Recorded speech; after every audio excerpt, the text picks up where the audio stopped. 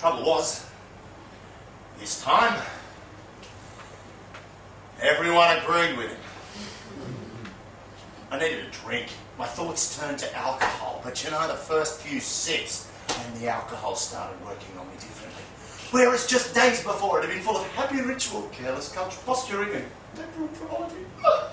Now it made me maudlin, irritable and woefully nostalgic. I started frequenting a 24-hour hotel called the Grumbling Arms, a place populated with ex-jailbirds, prostitutes and drunk businessmen. This place was so hamstrung for a good time, instead of a jukebox, the publican just played radio for the print handicapped. Oh, I thought nightclubs might be the answer. Oh yeah, the nightclubs.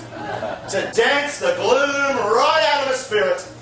I tried it all, from the chic to the beyond tragic, looking for cheap drink deals and a woman to reassure me. Reassure. I lost the meaning of that word a long time ago. One night I wound up with some 26-year-old two-time divorcee on a fake windmill estate in the middle of nowhere, and in the morning I'm hopping fences trying to get away from her irate husband.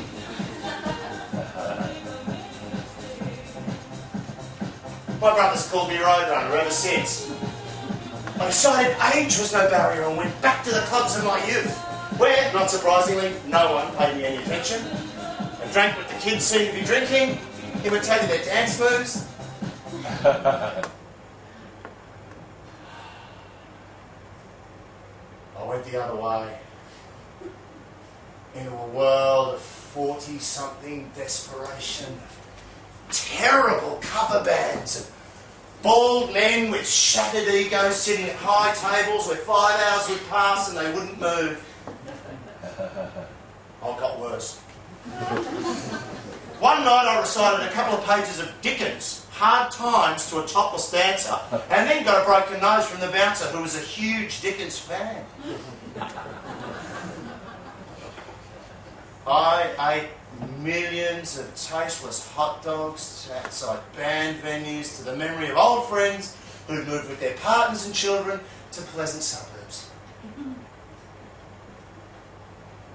I was on a torturous mission through the seedy depravity of my own soul.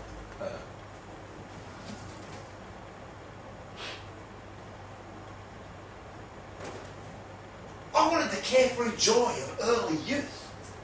But hey, I'm a sensible guy. I woke up one afternoon, exhausted, ill and fat. If I couldn't get my brain right, at least I had to take care of my body. So, for the past 4 years, while my contemporaries have flown through a world of editorial meetings, festivals and online chats, I have lived in absurd simplicity.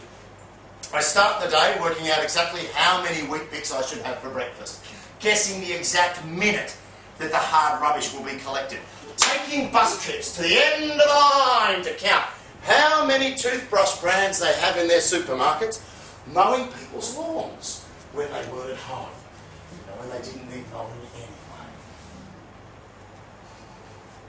1 week, I watched 4 days of the bitchiest midweek ladies tennis I could find.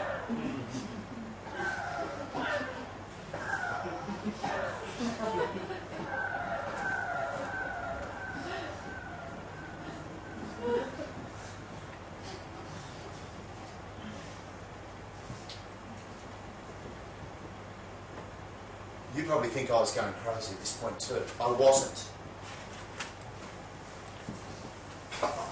I just couldn't see the point in continuing with anything literary.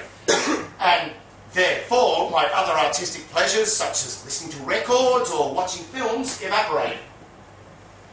They all seemed part of the same conspiracy. I was sick of art. Didn't have a trade, or like sport, or feel like studying anything. You're probably looking at me going, oh, come on, 37 years isn't old, you've got plenty of time. True. But it's a difficult concept to consider living another 50 years and feeling that I've completed the best work at the only thing I've ever really wanted to do. A bit like a professional sports person, really. People say, oh, you've got plenty of time. But so many of us never realise the magic of our early work. We continue to do it, but it just takes on a sad inconsequence. Look at Echo and the Bunnymen. Only one beautiful moment in all their comeback material. Nothing lasts forever. Look at Morris. Look at Christopher Isherwood. Wrote Cabaret and had the future of the English novels in his hands at 30. Kept on writing and was seen as only mildly important in his 60s. Many of us know it. But what else can we do?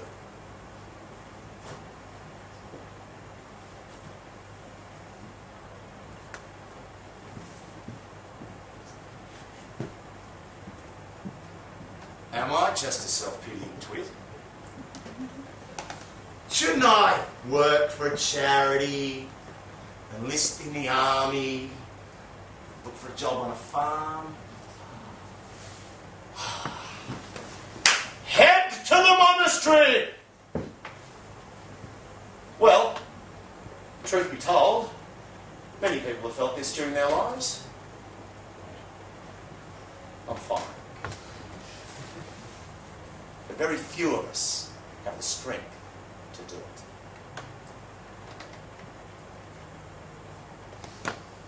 No. No. When I consider all my days, the only time I was really happy was after a good session of writing.